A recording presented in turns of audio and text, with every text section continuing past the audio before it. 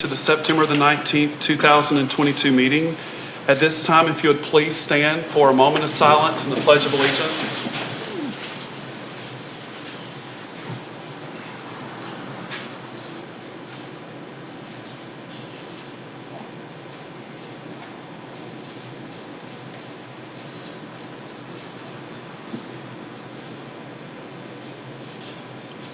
Okay, the Pledge of Allegiance.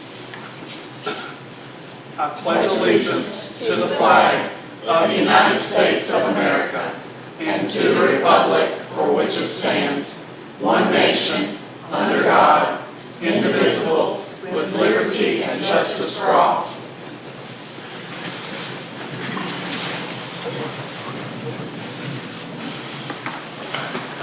Again, welcome to the September the 19th School Board meeting of the Madison County School Board. The school board meeting is officially called to order. The school board meeting is an advertised meeting held in the public, not a public meeting. We have an established advertised agenda that will be followed. Anyone wishing to address the school board may do so during the public input section of the meeting. You will have 3 minutes to address the board. The sign-in sheet to speak during public input is on the table to the left as you enter the boardroom. Please sign in if you wish to speak. Our school board minutes are being recorded this evening by Ms. Bishop, confidential secretary and secretary to the superintendent. Board members present are Ms. Williamson, Mr. Carroll, Ms. Gibson, Ms. Bell, and myself, Bart Alford.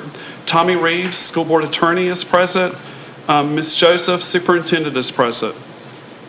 At this time, the meeting is officially called to order. Is there any public input, Ms. Bishop? There's no public input.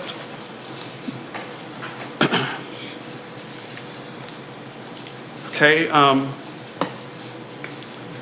at this time, I would like to recognize Mr. Travis Jones, if he had come forward. We recently were donated buses from the Sumter County School Board, and I want to thank Mr. Jones. He's the supervisor of transportation.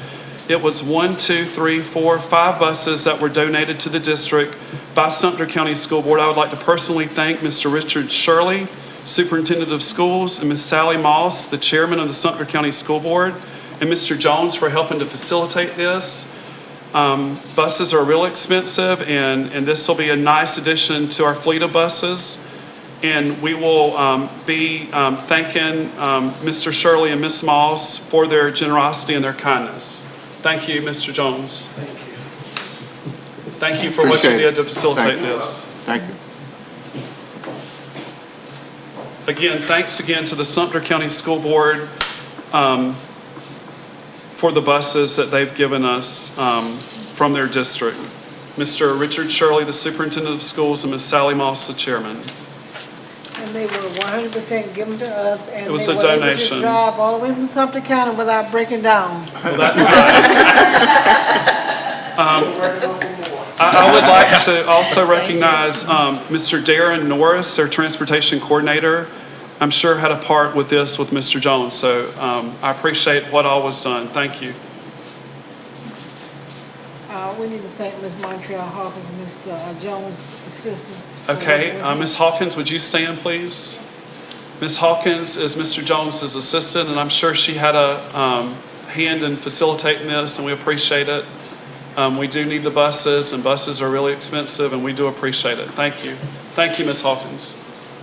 Okay, at this time, we will have the consent items to go over. The first item would be 4.1, the minutes from September the 6th, 2022 TRIM meeting. That's the Truth in Millage meeting, and the September the 6th, 2022 school board meeting.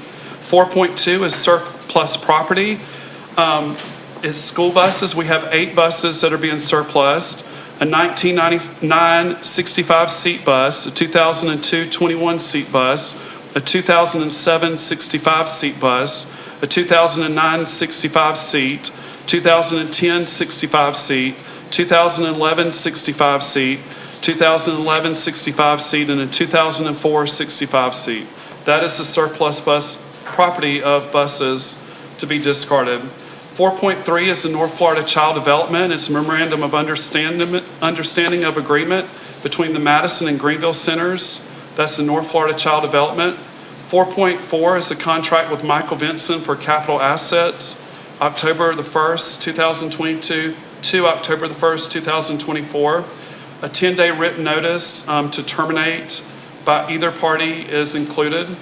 4.5 is bus inspector contract.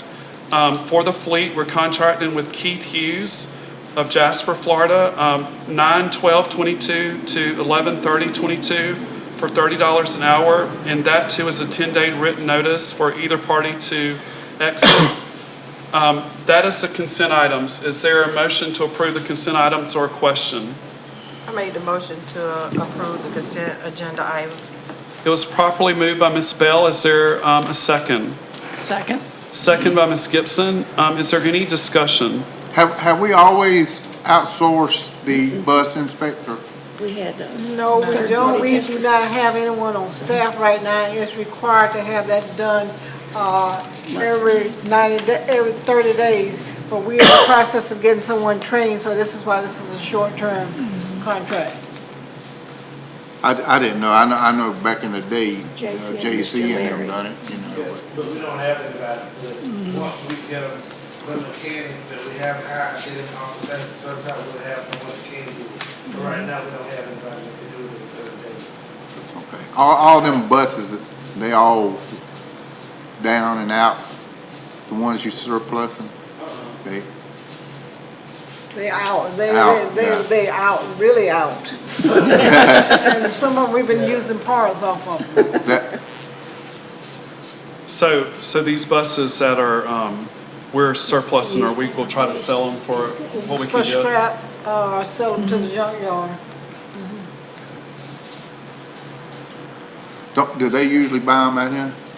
Them buses out here? I know I We're seen gonna one out auction, there. and we're gonna put them up for auction first. Oh, And then okay. if no one gets them, then we'll take them to the junkyard. I got you. Okay. Yeah. Okay, it's been properly moved by Ms. Bell, seconded by Ms. Gibson. Is there any further discussion? If none, all those in favor, show a hand, please. 5-0, Ms. Bishop, for approval of the consent items. Okay, 5.1, progress monitoring, Ms. Hill.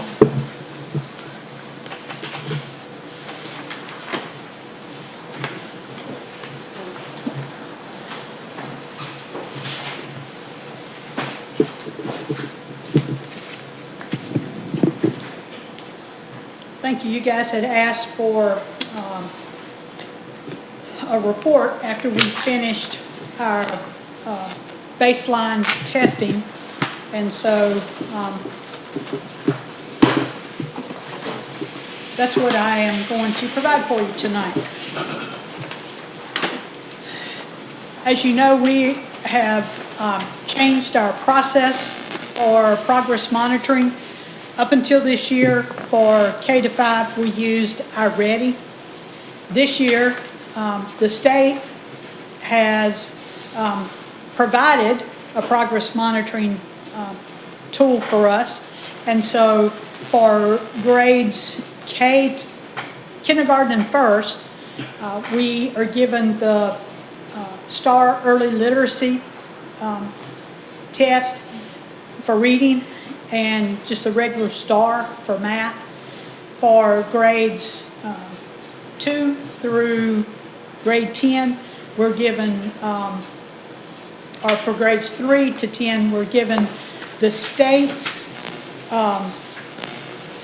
FAST progress monitoring. The FAST stands for the Florida Assessment of Student Thinking. And so that test is a little different than the STAR test, and I'll go into that in a few minutes. For kindergarten, what I've put up here for you is each school's students, percentage of students who were at or above grade level, ones who are on watch, which is just barely below grade level, those that need intervention, and those that need urgent intervention. And so the colors that are up there, green is for Greenville Elementary, blue is Pinetta, The maroon is Lee Elementary, and the black is Madison County Central. And you can see here at the beginning of the year, with their students who are coming in, who came to kindergarten prepared for kindergarten. Those who are above grade level are the ones who came prepared for kindergarten. The students on the right side of that, who are on watch, who need intervention or urgent intervention, were not quite prepared for kindergarten. And that's in the area of reading. First grade reading, you can see that we had several schools that their students are at, or a majority of their students are at or above grade level, combined with those that are on watch. That's a large percentage. These are percentages, right? These are percentages, yes. These are not numbers of students, these are percentages of students. So could you please clarify watch again? On watch means barely below grade level. So it's right there at the Right. bubble, so to speak. Right. And then those that need intervention are what we would classify as tier 2. Tier 3 would be those who need urgent intervention. And so I have these numbers that I'll give you. Okay, I have a question, I guess going back to like kindergarten. Sorry that I didn't That's ask okay. it in. For the ones who are urgent, I know back years ago, we would screen all kindergartners, back when Ms. Gibson and I were at the primary school, all kindergarten speech and language. The language screening was a great way to identify kids who possibly were LD, IND, those types of things. Are any of these urgent ones that possibly could be ESC kids that just haven't been identified, with us having so few people Right. in pre-K ESC at this time? Honestly, a lot of those have been identified. They were in ESC pre-K. There are some that, of course, were not in the ESC pre-K. Very few of those at that urgent intervention level were in VPK last year. Almost, I think it was over 90% of our VPK kids scored above the urgent intervention. We did have a few that did score an urgent intervention, but the majority are coming to us for the first time. They weren't in pre-K anywhere, or they are already developmentally delayed, or have been identified as language. And if you just look at our historical data, back 15 years ago, back 20 years ago, we had 5 to 6 pre-K ESC classes. Now we have 1 at Central, possibly 2. And that's I'm not saying that we have kids who wouldn't qualify, for whatever reason they're not there. And I'm thinking that they're in the school and just not being identified, and we're testing people who maybe have other issues that need extra help. And That's a question. Are they being evaluated? well, You know, I don't know that they've been identified. I mean, I think it's an identifier. Our whole pre-K, all the numbers are down. We are down across the district in pre-K. And part of that is the number of private pre-Ks that have qualified to take VPK students has increased. And so as that has happened, it's like in Greenville, we don't even have enough to generate a pre-K. And so this year, Pinetta is down to, I think they had 11 in pre-K last week. And so Is that total or for? total. And so our numbers are down. We knew our numbers would go down when Creative Arts opened up for pre-K. But we are seeing pre-K in general, the numbers, are lower. And so we did have 2 pre-K classrooms that were specifically for ESE students.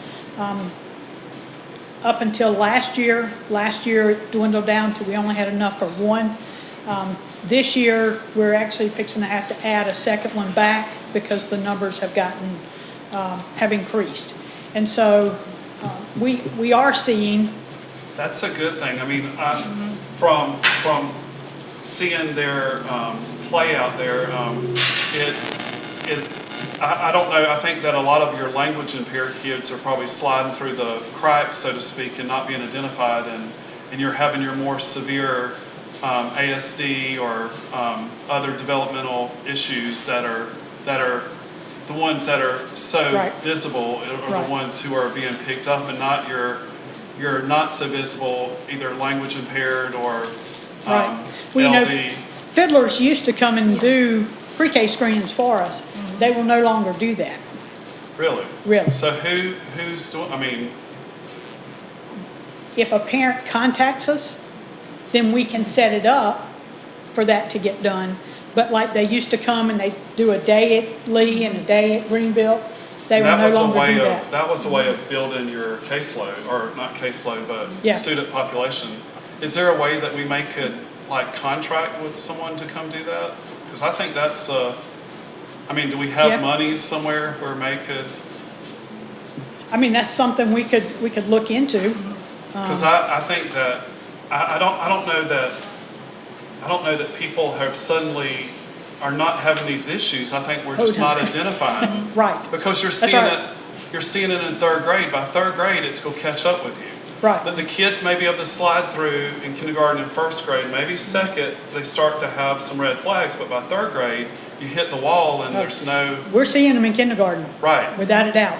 And I would be willing to bet that those are either language impaired or other cognitive issues that would qualify for like a full-time Right, program. Right. And I know with RTI now, there's so many hoops and hurdles, but again, if fiddlers aren't coming, then I feel we should like look into getting someone to come to do those mass screenings again, even if it's a day or two, where we can identify as many kids as we can, because we would definitely look into that. if we try to address it on the front end, on the back end, we're not going to be so. Right. We tried to do some of it when we did our kindergarten registration. We tried to offer screening. We just did not have much of a participation. And with the issue, where I think it may be a little easier in pre-K is you're not having to go through the whole RTI process of like you do by kindergarten. You're going to have to do interventions to see if they qualify. But if you get a 3-year-old who's not talking and go in as pre-K ESC, you're not having to do that. And then they're classified to that to 9 or second grade Yeah, DD. So, I mean, I would like to, Ms. Joseph, if we could look into having some type of person, if we could contract with some group to come and do that. I don't know if it would be like, who it would be to come do it, but I'll get with Ms. Ritchie and ask her to pursue that. because I do think that is something that all the schools need to, the community needs it. I mean, we need to have that identification. right. Fiddlers might. Now, did fiddlers do kindergarten or pre-kindergarten? Pre-K. Pre-K. Three Fiddler- through, Fiddlers did it as long as there was an office in Hamilton County. Yeah. But the state closed that office, and so now we work with the fiddlers out of NEFAC, and they're spread so much thinner that they just said they didn't have time to do it. So, Ms. Ritchie will find someone to work on that. okay, thank you. All right. Sorry about that. that's okay. So you can see that kindergarten actually doesn't look that bad. There's a decent percentage that came prepared for kindergarten. First grade actually looked even better. Which says something about our kindergarten. You know, our kindergarten is getting students, they're leaving kindergarten pretty close to being prepared, if not prepared, for first grade. Second grade, we began to see a little bit of a difference. And so Things that stand out are like that huge green bar for Greenville for second grade, where 64% are at urgent intervention. That tells us we need to change something in first grade for those students to have left first grade and not be prepared for second. Overall, with 71% of Lee's students who left first grade going on to second, 71% were, at or above grade level. In Pinetta, 50% were at or above grade level.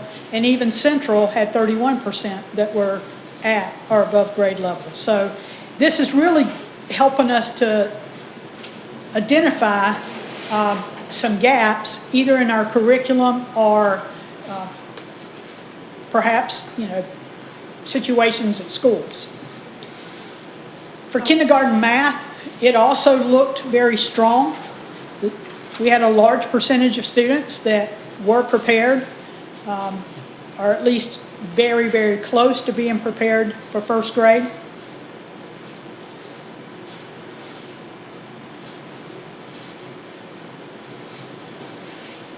Let me save you from having to write so much here. Thank you. This is a little harder to follow than the graph, so, but it does have the numbers on it, so maybe it'll follow. For first grade math, also shows that the majority of students were prepared for first grade math. I attribute part of that to our curriculum that we used last year. That was something that Eureka was it had a lot of material on the things that ended up being tested on this particular test. So the students demonstrated that they were very proficient. Second grade math, also very strong. Again, we have to look at Greenville to see why we had 30% that need urgent intervention, because that's a large percentage.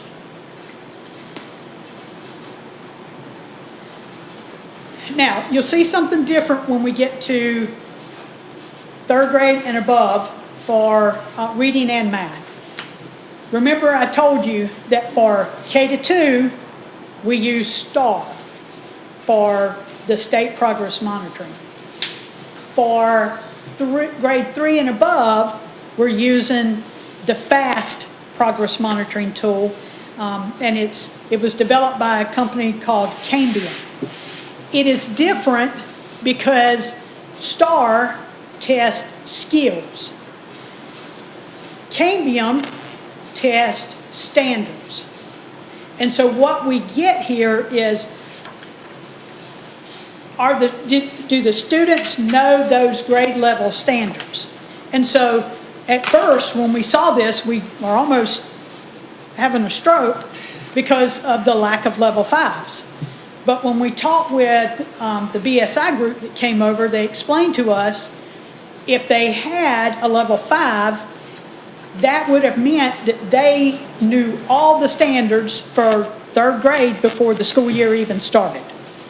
So the fact that the majority of students are at level 1 is not surprising. They've not been taught those standards yet. So for this to show progress, they start off, basically they give them a test on all the third grade standards, and then each time we'll see how many more of the standards they know. So, the fact that Pinetta had 38% at level 3, that means that those students are more advanced. They already, 30% or 38% of their students are already proficient on the third grade level standards. So, when we have students who score, way above, if they were a 4 or a 5, and you can see that Greenville, it's 7%, but that's actually ended up being one student. That one student scored a level 4. That means that that student is almost completely proficient at all the third grade standards. So that is a high-performing student. And so we talked with the BSI folks about, we're going to have students across the range. We're going to have some who are level 1, and we're going to have some who are way above. We need to make sure we're challenging those who are way above, as well as meeting the needs of those, who came into third grade not knowing third grade standards. So if you would have a third grader come in who scores a level 4 or 5, then you would send them like to 4th for reading? We could walk them to reading. There are some other things that we could put in place. But yes, walking them to reading or walking them to math is one of the options. For 4th grade reading, again, the majority of the students started out level 1 because they don't already know the 4th grade standards. But we did have a few more who scored in the level 3, level 4 range on reading. For 5th grade, we actually had a few that scored a level 5. Wow. So those 4s and 5s are way above grade level. And so we want to make sure that we meet their needs as well as the rest of the students. Because on each, correct me if I'm wrong, on each one of these tests that they do, each progress monitoring, if they scored a 5 on the first one, they're going to have to score 1 higher on the next one, or it's going to be a decline. They have to stay at 5. Let's say a 5. Yes. They said on this, it used to be on the One. FSA, you had to score the same level and at least 1 point above. On this, what they said would be growth would be staying at the level where you are. But you still have to make sure you're challenging them and Oh, right. sending them, additional hard work, because more than likely this level 5 is probably on a 6th or 7th grade reading level, Right. being able to score that high on That's the first right. test right off the bat. Yes. We are concerned about Greenville because we had 93%, that were in level 1. Most of the other schools, weren't nearly that high. And so we've got some things that we have put in place for interventions at Greenville to try to help there. Are these low level ones or on the bubble? They don't tell you. It's all kind of new. It just gave us that they were level 1. Since it's the beginning of the school year, though, is that kind of expected right there, level 1s? Is That- that yeah, normal since pretty they've only much. been in school for a few weeks? Especially those who are behind a little bit academically, you would expect them to definitely be a level 1. With good instruction, you should have huge gains. Yes. If you have a lot of Next level time. ones. With Yes. explicit grade level instruction on the standards, you should have a lot of 2s and 3s on the next progress monitoring. That's correct. 6th grade, about the same as 5th. Again, Greenville had a few more scoring level 1, but you can see that Pinetta and Central also had 58% each scoring level 1. And so probably Lee has the most consistent numbers when it comes to students, scoring above grade level for the district, which goes hand in hand with their school grade last year. For 3rd grade math, almost everybody scored level 1. 4th grade math, pretty much the same thing. And 5th grade. 6th grade also, with a few more scoring in level 2 and a small number scoring in level 3. So you can see that we've got some work to do, but that's what teaching is all about, is taking the students where they are and moving them to where they need to be. For 7th and 8th grade,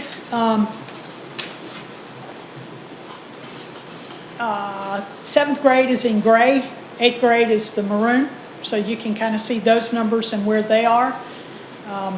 There are some level 3s and 4s, and so we've got to make sure that we, push those students. And in math, mainly level 1, but there are a few students in level 2, and a few 7th graders in level 3. So one 8th grader that was a level 5. So would this include your Algebra 1 kids, or? This does not include Algebra 1. The state doesn't give a progress monitoring for Algebra 1, and so we're having to give a district progress monitoring, and that one is not. I can give you that information at our next meeting. So Because this will be somewhat skewed because all your high achievers That's correct. are not included in this, and that would be, if they were taking this, it would be probably more 4s and 5s. Right. Well, and I can tell you that one student, that 1%, got moved to algebra this week. Yeah, yeah. So, You can do it. So that's to kind of update you on what those numbers look like. The chart that I gave you gives again, those are percentages. It's the same numbers that were up on the screen without the graphs. So you can still kind of compare across the district in the different categories. What, which I know that this is just your educated guess, but why do you think, like in 3rd, 4th, and 5th, there's such a higher level of level 1s just not knowing facts, especially in 3rd? It's the test. The test went from being skill-based to being standards-based. And so, and according to the folks that are coming over and working with us for the Bureau of School Improvement, that they were not surprised at all. They said your students typically do start in level 1 because, unless you have a lot of overachieving students, they don't know those grade level standards yet. And in 3rd grade, it would be going to multiplication and division, and they probably have not covered that yet, so they wouldn't know going in. Well, we do start multiplication in 2nd grade. And so that's where we require students to start memorizing their multiplication tables. And so the biggest thing is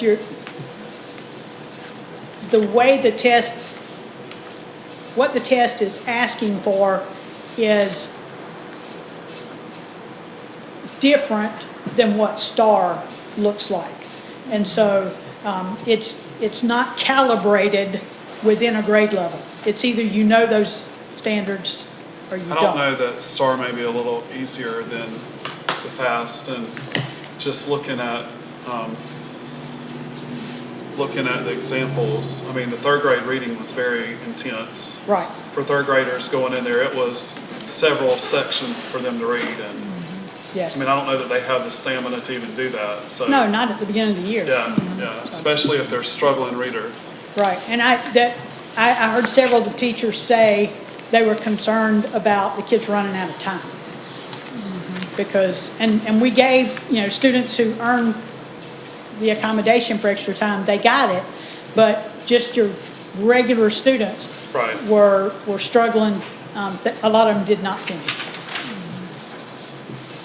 Well, I being one, I can't speak for the other board members, but I appreciate this. I really do appreciate it. I think this is something that we need to be informed, and I appreciate you doing that, Ms. Hill. Thank you. Thank you. Okay, 5.2, excuse me. Personnel changes. Mr. Killingsworth? Good evening. Good evening. This evening, we have 4 non-instructional that we're asking your approval for. And then you can see that we have 3 that either resigning, basically they are resigning. However, one of those 3 is more of a shuffle. Okay, as you can see the middle one on the bottom. And actually the last name on the resignation, that was one that we had just hired, and she basically came and had a change of heart. So that's where we're at with that. Then I also have 3 below that, substitute-wise, 2 for food service and 1 sub-teacher on that page. And to go along with that, some tutors that we're also having. It's basically broke up in 3 groups to make it a little easier, from Bass to Hicks. Those are basically teachers at the high school that will be doing tutoring with the kids after school, kind of like what we have had in the past. Then you have the second group, which is that K3 MCCS. Those 5 names there, those are students that, you remember earlier, y'all had approved the tutoring during the summer, and then we said it would go over into this year and then also to next year. That is a continuation and a few names added to that particular group. And then the last 2, which are for Pinetta, those are some retired teachers that will be coming, doing some tutoring with them during the day that they chose with some of their state or UNICEF money to approach that in that direction. Okay. So it's good to see the tutors we have, some students, and Yes, that's sir. real good.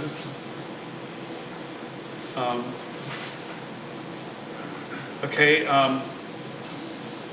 and we will vote on all this together. Again, this voting, we will need to do like we did the last time, and Mr. Carroll will need to, we will leave off Jeremy. We'll vote on everybody excluding him, and then we will vote on just him, and Mr. Carroll won't have to vote, he can abstain. Is there a motion to approve the personnel changes, the approved tutors, the approved food service workers, and sub-teachers, excluding Jeremy Carroll's resignation? I move to approve the personnel changes, the tutors, the personnel, what was the other one you said? It's Tutors. personnel, tutors, food service, and Full service sub-teachers. and subs, with the exclusion of Jeremy Carroll. Okay, it's been properly moved by Ms. Gibson. Is there a second? Second. Second by Ms. Bell. Is there any discussion? Okay, if there's no discussion, all those in favor, please raise a hand for the approved personnel changes, tutors, food service, and sub-teachers. All those in favor? 5-0, Ms. Dickey, for approval of personnel changes, exclude Mr. Carroll. Okay, the next item, is there a motion to approve the resignation of Jeremy Carroll from Madison County High School? I'll make the motion to approve the resignation of Jamie Carroll from Madison County High School. Okay, the motion has been made by Ms. Williamson for the resignation of Mr. Carroll from Madison County High School. Is there a second? Second. Second by Ms. Bell. Mr. Chairman. Yes, sir. And Mr. Carroll, you have to announce Right. publicly though. And I abstain from voting because he's my son. And of course, we got to do the form and. Yeah. Okay, it's been properly moved by Ms. Williamson, seconded by Ms. Bell, for the approval of Jeremy Carroll's resignation. All those in favor, show a hand, please. 4-0, Ms. Bishop. Mr. Carroll is abstaining. Okay, next item is 5.3, out-of-field teachers. Mr. Killingsworth? Yes, sir. You have a list before you of the teachers' names. Then beside that is the subject for which they're out of field in, and then to the far right, the school at which they're working currently. So this is the list of those teachers and the particular subject matter for the given schools that are out of field for this fall semester. Today he is, so if you approve it for today, he's not approved today. And then I will, after this meeting, if it's approved, then we will then place it on the district website, because we have to place it there. And could you explain to the people in the community who maybe are listening, and people in the audience, a teacher could be out of field for a year and then they have to... Correct, and The teachers can be certified, it's just, they may be teaching a class that is not what, for lack of better words, they went to school for. Let's say for argument's sake, I may be a math teacher, and I may have gone all the way up through calculus. But I may be teaching entry-level social studies class. I'm out of field in social studies because that's not what my major was. So it's not that they're saying these people don't know what they're doing, they're just teaching in a particular class that they're considered out of field in. Or you may have an ESOL student in your class. Correct. And you're not Yes. certified, or Correct. you may be in an ESC class in your elementary ed or middle grades or high Yes. school. Yes, sir. So there's a lot of reasons why you could be out of field. But anyway, these are our out of field teachers. Again, Mr. Carroll, on this one too, we will vote on all the ones excluding Miss Carroll, Miss Della Carroll, and Jeremy Carroll, and then we will vote on those, and you can abstain Okay. from those also. Okay, is there a motion to approve the out-of-field teachers excluding Miss Della Carroll and Mr. Jeremy Carroll? Mr. Chairman, I probably need to also be excused because Okay. one of these is my granddaughter. Okay, Who was your granddaughter? Maddie Gurley, Patty Gurley. Adley. Madeline Gurley, Atley. So maybe do a motion excluding Okay. Carol Okay. and Ms. Gurley. Okay, so is there a motion to exclude Miss Della Carroll from the first vote, Mr. Jeremy Carroll, and Miss Madeline Gurley from the first vote of approving the out-of-field teachers? I move to approve the out-of-field teachers with the exclusion of Della Carroll, Jeremy Carroll, and Madeline Gurley. Okay, it's been properly moved by Ms. Gibson with those exclusions. Is there a second? Second. Second by Ms. Bell. Okay, all those in favor of the out-of-field teachers, please show a hand. 5-0, Ms. Bishop, for the approval of the out-of-field teachers excluding Ms. Della Carroll, Mr. Jeremy Carroll, and Ms. Madeline Gurley. Okay, is there a motion to approve Ms. Della Carroll, Mr. Jeremy Carroll, and Ms. Madeline Gurley as out-of-field for this next school year? I move to approve Della Carroll, Jeremy Carroll, and Madeline Gurley as out-of-field teachers for this coming school year. Okay. It's been properly moved by Ms. Gibson. Is there a second? Second. Second by Ms. Bell. Any discussion? And then, of course, both of y'all need to I need announce. to recuse myself. Madeline Gurley is my granddaughter. Okay. I have abstained from voting because Della Carroll's my wife and Jeremy Carroll's my son. Okay, thank you. With that being said, all those in favor, please show a hand. 3-0, Ms. Bishop, for approval. Ms. Williamson is abstaining due to Madeline Gurley being her granddaughter. Mr. Carroll's abstaining due to Ms. Della Carroll being his wife and Mr. Jeremy Carroll being his son. Thank you. Okay, thank you. The next item. Just a second.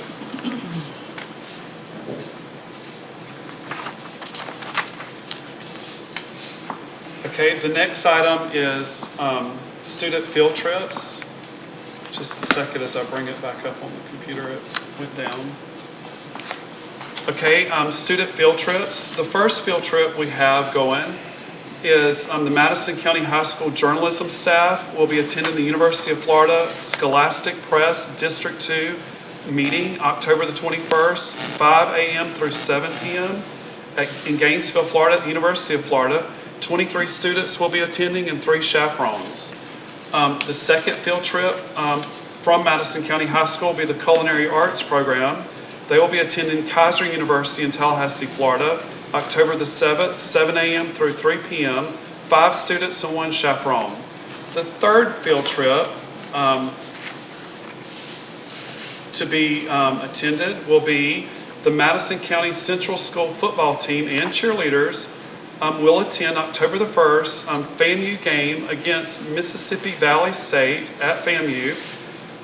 October the 1st, they will leave at 4 p.m., return around 10 p.m. The game is at 6 p.m. 2 buses will be needed. That will be around 75 to 100 students will be going with 15 chaperones, and that is being furnished by Mr. Jesse Solomon. We appreciate him and his kind donation, generous donation. Jesse, if you remember, was a former high school graduate, went on to play at FSU and in the pros. So we appreciate him giving back and appreciate him. That will be the 3 student field trips. Is there a motion to approve the field trips? I'll make the motion to approve the student field trips. Okay, it's been properly moved by Ms. Williamson. Is there a second? Second. Second by Mr. Carroll. Any discussion? Okay, if there's no discussion, all those in favor, show a hand. 5-0, Ms. Bishop, for approval of the student field trips. Okay, 5.5, the complete list of instructional materials. And this is a book that Ms. Hill will present. Each year, I bring you the list of instructional materials that we are using across the district. This year, I've decided to make the list a little different so that you could kind of see the material, the core materials, the supplemental materials. Also, if there's an intervention program tied to the core area, and then the progress monitoring system that we are using for that. So you can see from ELA through math, the core instructional materials that we are using, the intervention programs we are using, and also what progress monitoring we are using to track our progress. We are, what's there is for every subject area, from ELA, math, science, social studies. All of our core materials are on the state-adopted list that we, at the beginning of the year, our materials got held up for, this was the year that we had a new math adoption. You heard a lot in the news about the commissioner holding up because of controversial things that could have been in the books. And so the publishers were required to go back and prove that they did not have the controversial material in the textbooks. And so everything that we have ordered did not have any of the controversial topics in them. And so everything that we are using is completely state adopted. And every time we adopt new materials, we do go through the process of having a hearing and allowing parents to view the materials and to have, an input into the materials that we adopt. And so this year, that's going to be, the process is going to be even more publicized so that we can get more input from parents. Thank you. I met with Mrs. Hill earlier today because I wanted to make sure that, which I basically knew the answer, but I wanted to still discuss it with you, that these are state-approved, evidence-based, nothing controversial, and they will be taught in the schools. That is correct. So I feel good about it, and anyone listening can feel good about it as well.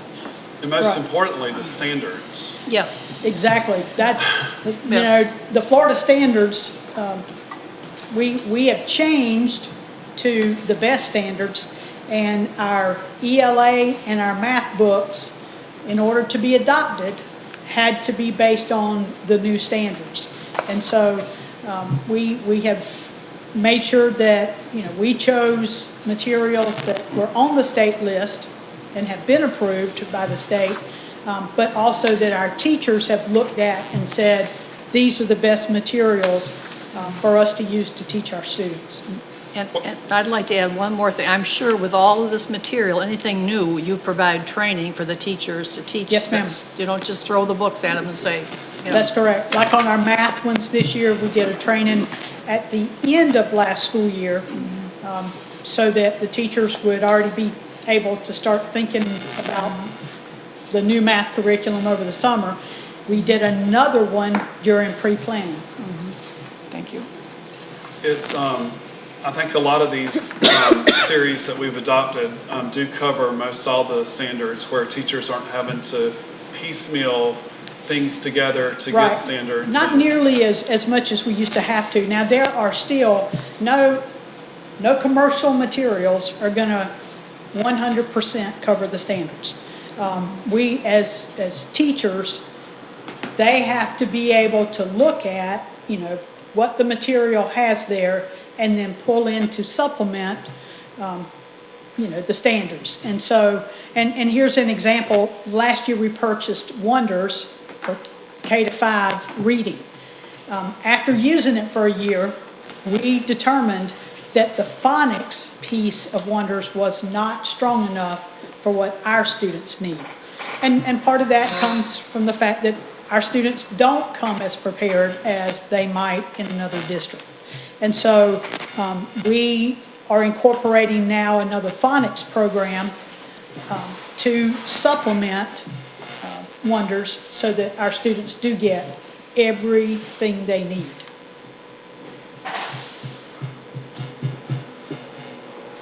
Okay, thank you for this detailed spreadsheet. And it will be good, for the community to be able to see too, and what progress monitoring is being, how it's being monitored.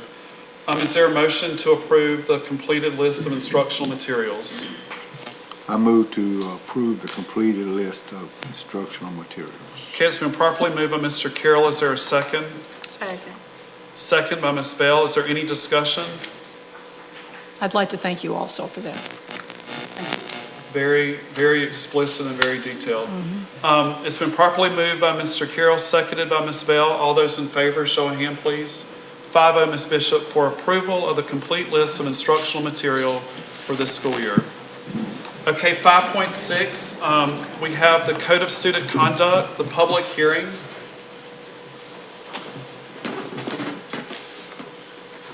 Mr. Williams. Good evening. Good evening. So I'm here to answer any final questions that may arise based on the code of conduct issue. I've got some questions. About 2 weeks ago, I think Mrs. Hill, and I see she just left, she went over this Tier 1, Tier 2, and Tier 3 in regards to behavior. How does that fall into place with this grid? I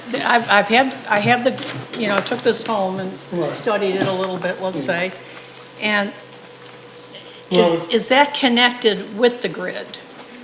they're supposed to work hand in hand. So, in other words, if in the classroom, let's just take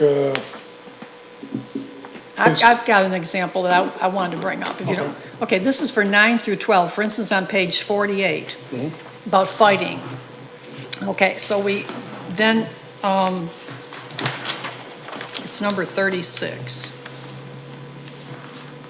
Disrupting school fighting and a riotous behavior. So if you would mind telling me, what happens if you have a fight at the high school? In other words, because it says here, first referral after classroom intervention. on page 51. Is that the 36. 20, or what Page- do you have, Ms.? I've got page 48. It's not, What- it's 48 in. What on- year is your book? Turn over the outside. Well, no, not this book. It's Ms. 48 Gibson? on here. Oh, okay, on that one. Yeah. 48. And they're gonna be renumbered when we get to the printer. You said fighting for high Yes, school? fighting, yes. 9 to 12? Yes, fighting. I've got it under, Yeah, it says mandatory parent conference, 5 days out of school suspension. Refer to MTSS and refer to SRO, subject to arrest, depending on the severity of the fight. okay, well now, it says here, first referral after classroom intervention. Now, in other words, you're the teacher, you have a fight. What is this intervention? Where does that come in?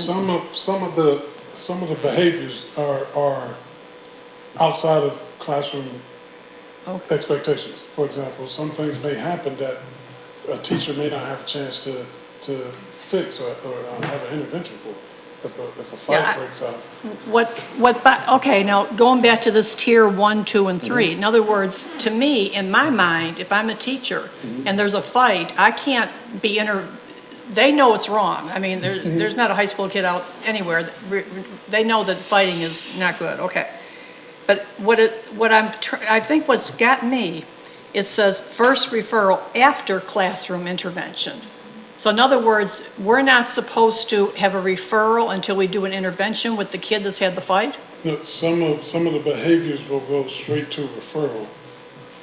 That's what I would think. But of course now, according to this right here, it's underneath that, that doesn't look like it to me, but, Well, if you look at, I think the one right above it, it should say non-classroom offense. So some of them are considered non-classroom offenses. okay, all right. Well, then let's get back to this tier 1, 2, and 3 business here. Is that, and it has to do with behavior. Robin was Right, we're talking about discussing minor that. behaviors, yes. Right.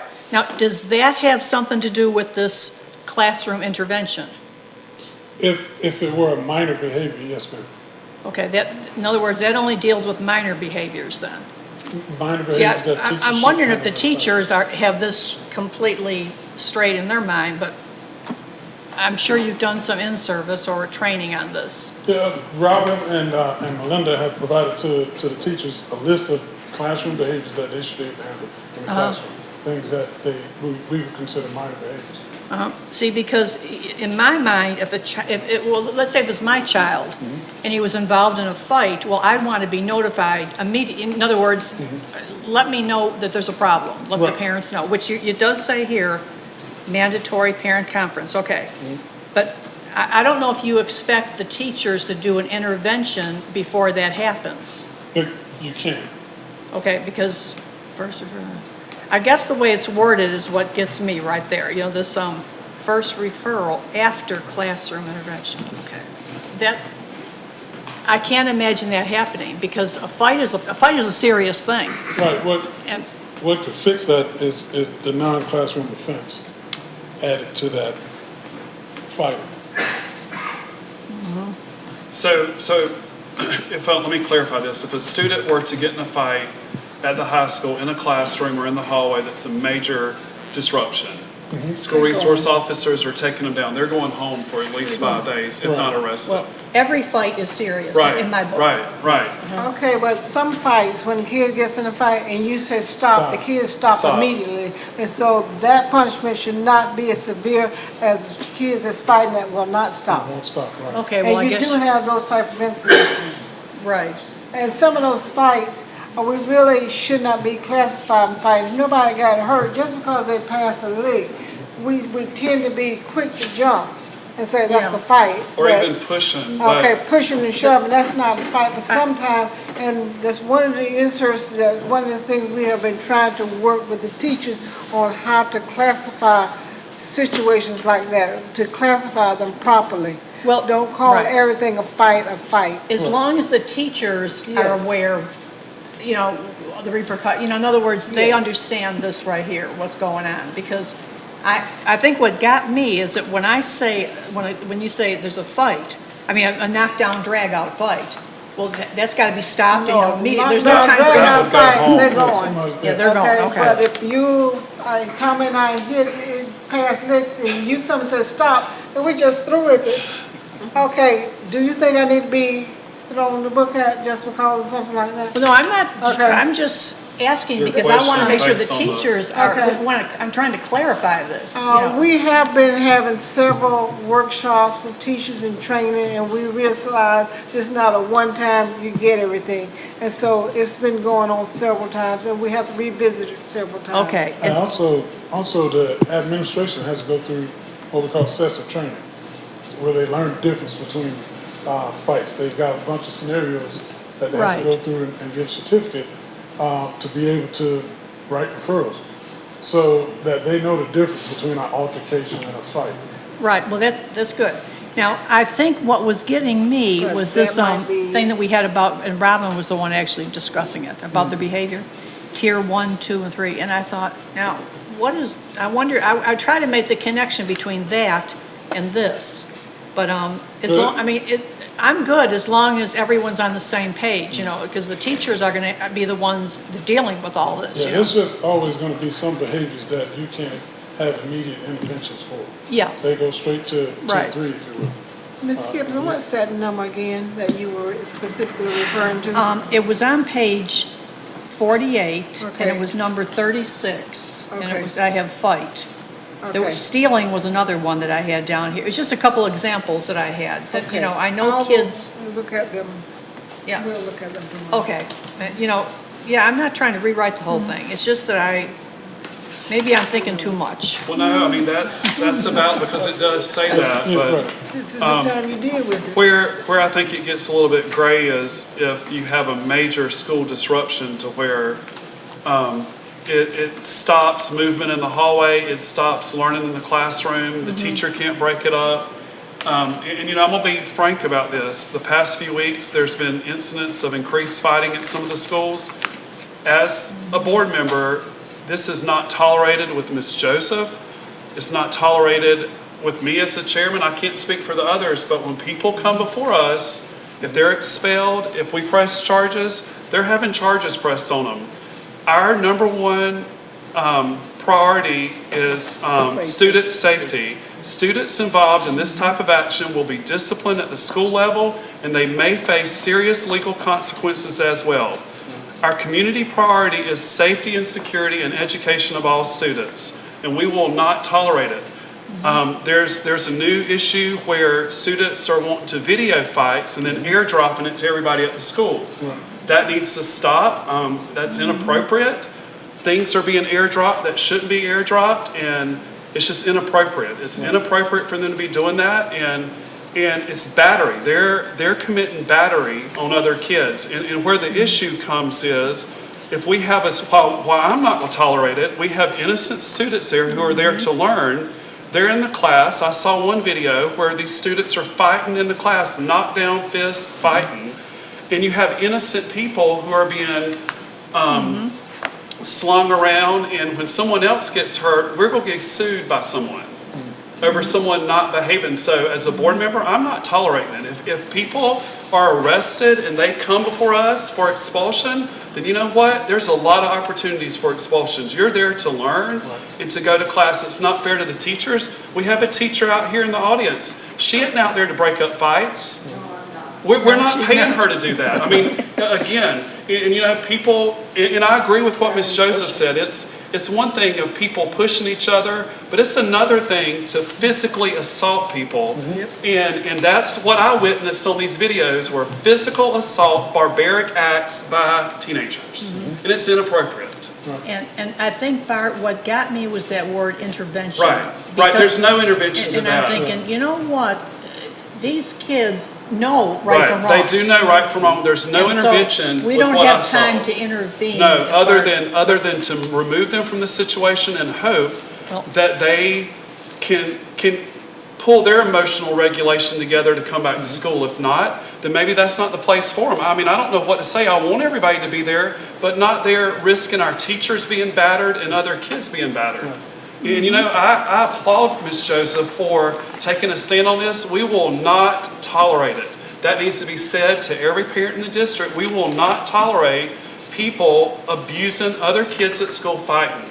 I mean, if she has to, she will have students arrested. She's not tolerating it. She's not tolerating it. And the boards, I would hope the board's not tolerating it. It's not fair to the students who are there to learn to run the risk of being battered by someone who's. We do have dedicated teachers who are teachers and good students who want And to you know learn. what? I wouldn't ask a teacher, I would not ask a female teacher, I would not ask Ms. Hubbard to break up the fight I saw. I wouldn't do it. Again, it's not fair to them. They're not trained to do that. Even when you have teenage boys fighting, even men breaking them up, I mean, what I saw was someone who's trained to break up fights. I mean, it was a serious brawl. I mean, it was a brawl. But again, I just want to make that clear concerning this. I mean, I hate it if someone gets in trouble, but don't think you're going to come before us for us to get you out. I mean, if you fight, then that's a choice you make, and there's consequences for actions. Well, I think we've sent the message Well, I hope, loud and clear that if you're fighting in school, there's gonna be some repercussions to your behavior. because I'm just saying this, and I'm not saying it to be ugly, but A and B schools, kids don't fight. They don't fight at A and B schools.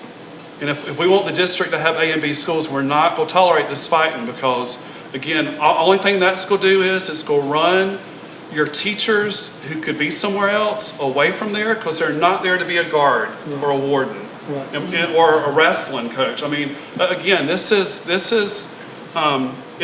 unacceptable behavior. I just don't want teachers to be intimidated by, in other words, if something happens in the classroom, that they feel like they can't go to an administrator. No, I think it's pretty clear to them that people will be dealt with. Yes, sir. Okay. I mean, I think that, and hopefully the kids can see we're not tolerating this, and no one wants to have charges pressed on anyone. But again, from what I witnessed, that is unacceptable, barbaric behavior in a public sector for that to be going on. Unacceptable. Those students will handle it. I mean, again, if you do that on the street, you're gonna be arrested. Exactly. If you walk down Main Street attacking people like what I saw, you're gonna be arrested. And we are preparing them for life after high Well, school. but again, it's inappropriate behavior, and again, you have to think about your innocent students and your teachers, and I'm not asking any teacher to be put in that type of situation of danger. Especially when we bring them out of retirement to come back and have to do that, so we don't want to lose them. So we're thankful to have them, so we want to keep it as safe as we can keep it. Right. But again, that's what I just want to make clear, since you brought up the fighting, Ms. Gibson. Well, that was one of the things that I was concerned about, let's say. Well, Ms. And it might- Joseph- It might just be a wording thing with me, and I may be thinking too much into it. Well, and I'm- again, it's good that you brought it up, but Ms. Joseph has been being aggressive with it and showing that the adults are in control and not will tolerate this. I mean, we're not going to tolerate it. I will look at these two items tomorrow again before we send it to the press for the final time. Okay, well, it may be okay, it might just be me questioning things, Okay. I mean, it's, But if you look at it, Ms. Joseph, and think Okay. that a word needs to be, yeah. I think the bottom line with me, when it's something severe, now we know what severe means. When it's something severe, it needs to be dealt with immediately. And the parents need to be contacted. Parents need to be, no matter, every parent, I would think, would want to be contacted. Yeah. So well, thank you for checking it out. Okay. Okay. Thank you. okay, is there any more discussion concerning the code of conduct? Just make sure that you all actually hear from the public. Yes, ma'am, we're about to do the public hearing. I was seeing from the board, is there any more board members with anything any comments or concerns concerning the code of conduct? If not, at this time, I will open it for public hearing. Anyone from the public?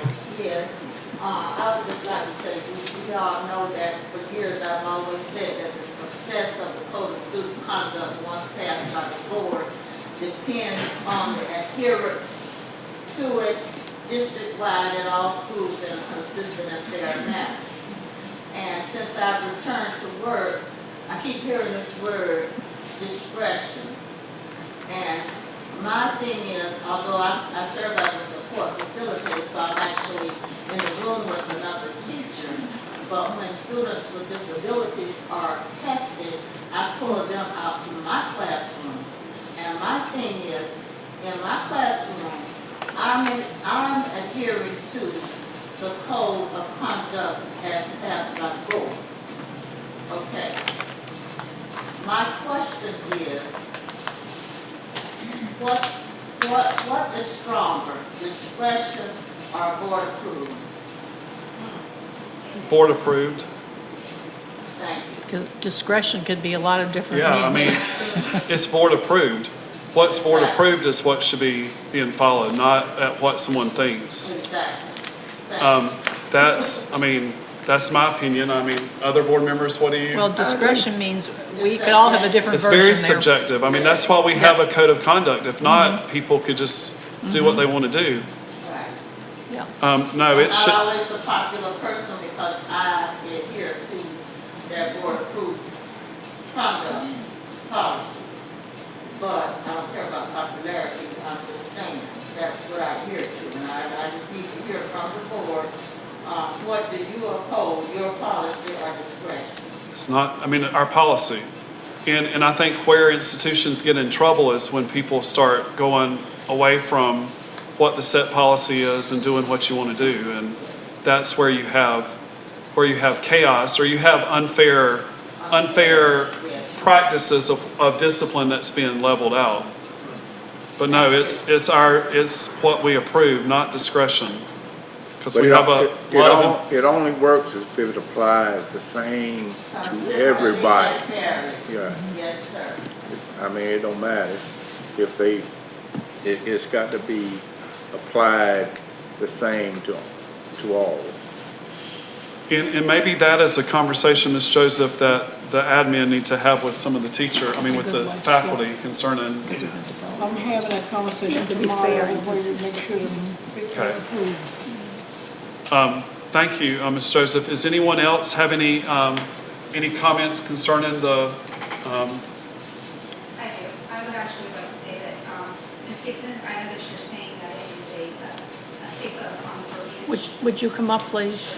I know that you feel like it's a hiccup for you and you're getting caught up on the verbiage of the statement. But I actually agree with you wholeheartedly. I think verbiage is very important because if we do have a situation, the parents are going to come and they're going to use that verbiage against you if you didn't follow code of conduct. So I think it needs to be addressed. Thank you. okay, any other comments concerning the code of conduct? The public hearing is still open. Does anyone else have anything to say? Okay, if not, I will close the public hearing of the code of conduct. Okay, is there any more questions concerning the code of conduct? Okay, if not, is there a motion to approve the code of conduct? I move to approve the code of student conduct. Okay, it's been properly moved by Mr. Carroll. Is there a second? Second. Second by Ms. Bell. Is there any discussion? I have a question Yes, about ma'am. the code of conduct. Mr. Williams, I'm sorry, my eyes were slow. In the dress code part about footwear for middle school, okay, is Crocs permitted? It says Crocs are permitted, but was there someplace that said Crocs with the back strap are permitted, or just they're not permitted at all? It said Crocs are permitted for grade 6 and up. Okay, Ms. Joseph, may I say something on that? yes, It says Crocs in grade 6 through 8, and then it says no slides, slides, right. sandals, slippers, or something like that. Right. The problem lies in that at first, Crocs were one type of shoe, that wide mouth shoe that was Yes. strapped on the back with the option to wear it securely behind your heel. But now the Croc is a brand, and they also make slides and slippers. These right here that I have on are Crocs, and they're singles. So, okay, so is that, does that contradict what's in dress code? That's what I'm trying to get to.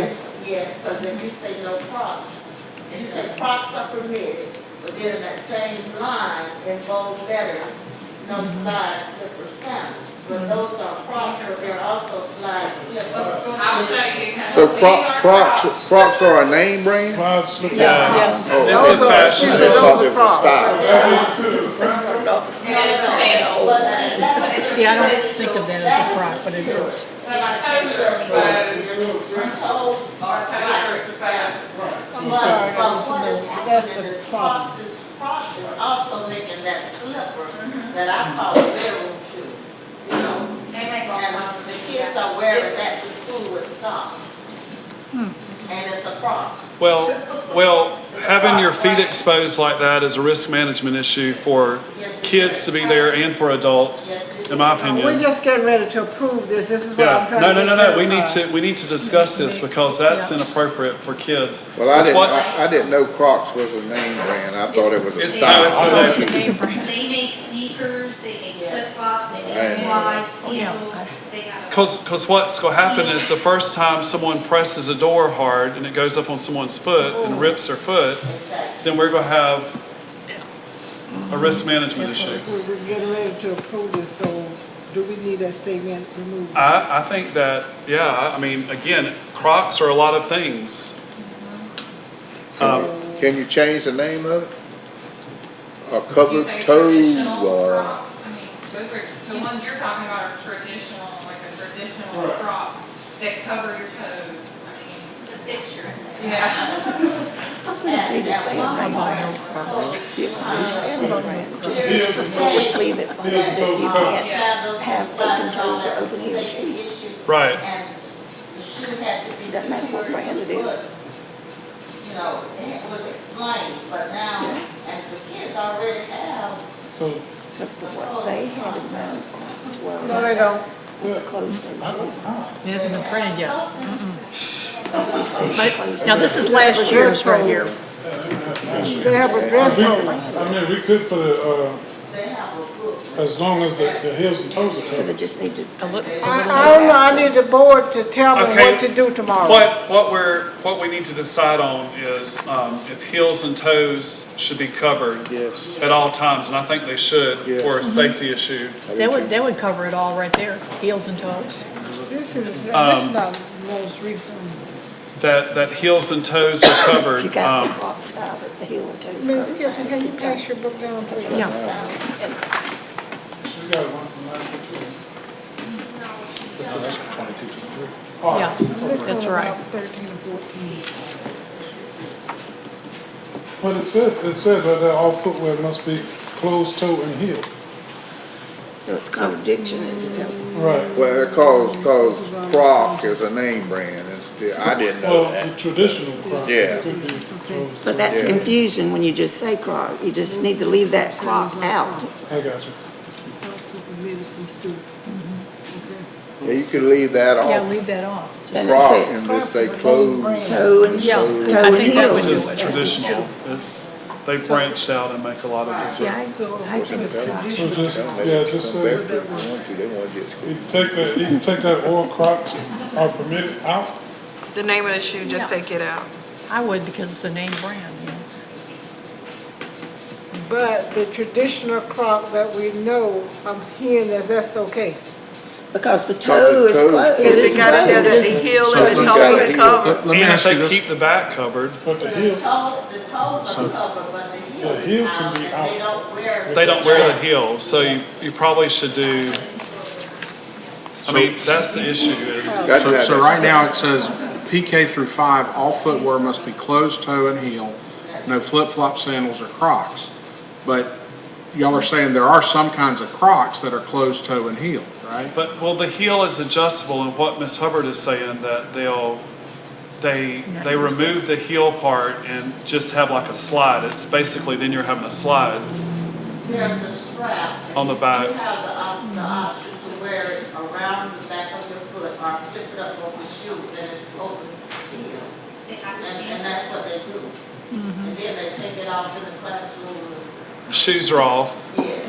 and you have a fire drill, and people are having to find their shoes, and Do you want to, right now it says grades PK through 5, all footwear must be closed toe and heel, no flip-flop sandals or Crocs. You want to just change that to PK through 8? yes. I think that would, And then just- that would solve the problem. And then just delete that next sentence that said Crocs are permitted Right. for 6 and. So Crocs are out for everyone? Can you read it? Can you read it again? So presently it says, grades pre-K through 5, all footwear must be closed toe and heel, no flip-flop sandals or Crocs. Next sentence says Crocs are permitted for students grades I make 6 through 8. So So we're going, the proposed change is grades instead of pre-K through 5, it would say grades pre-K through 8. All footwear must be closed toe and heel, no flip-flop sandals or Crocs, and then just delete the next sentence that said Crocs were allowed in 6 and 8. So the high school can wear 'em? Well, this doesn't address the high school. Okay. High school is allowed to wear Right. How do we feel about that? I feel Okay. I mean, I think it's a risk management issue, and I think we probably should set a time to give them to transition into, like when's gonna be the date that we need to enforce this by, to give them, They haven't gotten the books yet. right. They have not gotten the books, but they got the dress code before school started. Yeah, they got that. So do we wanna give them like till, Give them a month. give them a month to get new shoes if they have to get new shoes, or? Yes, because my granddad, that's one time, that's the only thing she had in her wardrobe was Crocs. Yeah, and again, My daughters I too. get that a lot of kids may like wearing them, but it is a safety issue if your toes are exposed, and also on the types of floors we have at times, if you've ever watched kids, or even at a hospital or nursing home setting, walking down those floors, sometimes the wax grabs it and the child falls. That's another thing that happens with them. Could you read it again, Mr. Reeves, and we will see if everybody agrees to it, please? Okay. So presently it reads, grades pre-K through 5, all footwear must be closed toe and heel, no flip-flop, sandals, or Crocs. We're talking about changing it to grades pre-K through 8, all footwear must be closed toe and heel, no flip-flop, sandals, or Crocs, and then remove the exception in the next sentence. Okay. Okay, I'll amend my, motion then to include The changes. the changes. okay, And then who seconded? okay, I wrote it down, Ms. Bell. It was properly moved, Mr. Carroll has changed his motion to include what Mr. Reeves has read. In the initial, it was seconded by Ms. Bell. Ms. Bell, do you continue to second that? You do? Okay, is there any further discussion? If there's none, thank you, Ms. Joseph, for bringing that up. All those in favor of the changes to the Code of Student Conduct and for this Code of Conduct to approve it, show of hand, please, in favor. 5-0, Ms. Bishop, for approval of the Code of Conduct. Thank you, Ms. Gibson. Thank you, Mr. Williams. Okay, 5.7, staff travel. Okay, the first traveling we're doing is the Florida Educator Negotiator Conference in St. Augustine. It's from the general fund, around $300. It's a negotiation in service, 9/29 through the 30th, 2022. And that will be Ms. Rainick attending that. For the district. She's our negotiator representing the district and the board. One of our negotiators at the table. The second trip is the Finance Officers Conference in Orlando, Florida, November the 13th through the 18th, 2022. It's from the general fund, around $1,000. Ms. Rainick and Ms. Fletcher will be attending, and that is for finance department information that they'll receive at this conference. Real important conference for them to go to.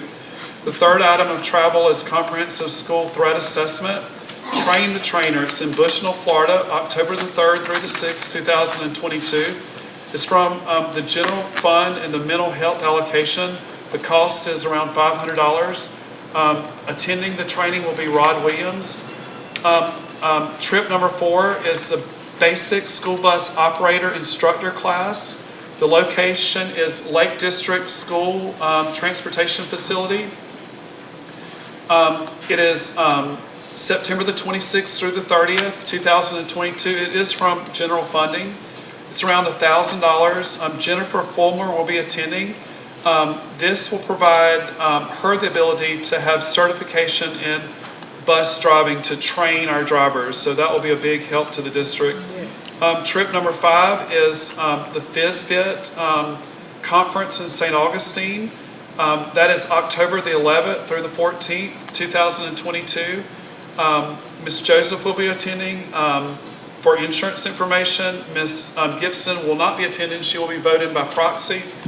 And was I confused, or is Ms. Rainick and They're going. Ms. Rainick will be attending, LaTanya Denson will be attending, and Ms. Sandy Fletcher will be attending. And again, this is FISBIT, our risk management carrier. and they will be providing insurance information for the district. And that's real important because of just our risk management and ways to keep us as safe as we can where we don't have claims against the district. And it's no direct cost to the There's district. no direct to us. FISBIT covers the trip. Is there a motion to approve the staff travel? I move to approve the staff travel. It's been properly moved by Ms. Gibson. Is there a second? Second. Second by Mr. Carroll. Is there any discussion? If there's no discussion, all those in favor, show a hand, please, of the FISBIT, or the staff travels. 5-0, Ms. Bishop, for approval. Okay, item 6.0, other items of interest to the board, superintendent items, Ms. Joseph? Mr. Chair, a few things. Again, I would like to thank Mr. Jones and the work that he and his entire transportation department is continuing. I'd like to thank the work that Cindy Cootie did upon the difficult situation, but she kept it going. And Mr. Jones is just taking it to the next level. You know, we just bought buses a few months back, and those buses were about $120,000 each. And they gave us those buses without even cost, you know, and even if it was a used bus, you know it would have been cost us at least $50,000. So I really can't tell Mr. Shirley and Sumter County how much that we appreciate what they've done. The FBSA training that's coming up in Tampa, I know some of you won't be here, but just in case some flukes happen and you do hear, we will not have the fiasco we've had before. We have rooms already reserved for all of our members. Mr. Carroll, you can talk with me after the board meeting. What? Okay. I already talked to him. Okay. We've got everyone I will got have my a room email today. at the main hotel, okay? Good. Next thing, homecoming parade. Let's try something. No, let's continue our tradition. Okay, it's not mandatory, but it would be nice if the school board members participated in the parade. Remember, we changed the parade to September the 30th. Okay, the last time we participated, Mr. Alford borrowed a golf cart for us to ride in. Okay, he says that cart is not available, but I started a conversation with Mr. Carroll about buying us a truck. Yeah, we can do it. We'll get Okay. it done. Yep. So we will send in the enrollment, and do I hear consensus that some of us will be on the truck? I'll be on the truck. Okay. I'll Okay. be on the truck. I'll be on the truck. There's magnetic signs in there. that you can Oh, post. we've got the signs, and the district's office is gonna try something different. Ms. Rainick is spearheading because she loves decoration. The district office will have a float this year. Go girls. And that's it. Okay, thank you. Mr. Attorney, any items from, No, sir. Not unless you have questions. okay, no questions. Ms. Williamson? I want to thank Mr. Solomon as well as several other people that have went on to become successful in all kind of fields, business, sports, whatever, and that they don't forget us. They come back and they donate and they do things for our kids and stuff, and I appreciate that. Okay. Mr. Carroll? You know, Travis left, but I'd like to thank him for everything he's doing in the bus thing, because he's got a tough job. That's a tough job. I appreciate what he's doing. Ms. Hill for all them reports she gave us today.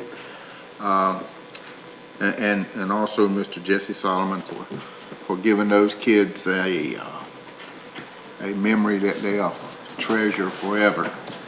Getting to go to a FAMU game and be a part of that. And I want to thank Ms. Hubbard coming out of retirement, going on there and jumping in there. That's real commendable. I appreciate you doing that. Thank you, sir. Thank you, Ms. Jones. That's all. Okay, thank you. Ms. Gibson? Yes, I'll thank Ms. Hubbard too. And we'd like to get more retirees back in there. Of course, I'm thankful to Mr. Jones and Sumter County for what they've done. That's tremendous. And all the, as Ms. Susie said, for all the graduates that come back and support the schools. I had the pleasure of going into our elementary schools this past week, as a matter of fact, doing a lesson, and I'm very impressed with just the atmosphere in the schools, when you walk in, how you're greeted.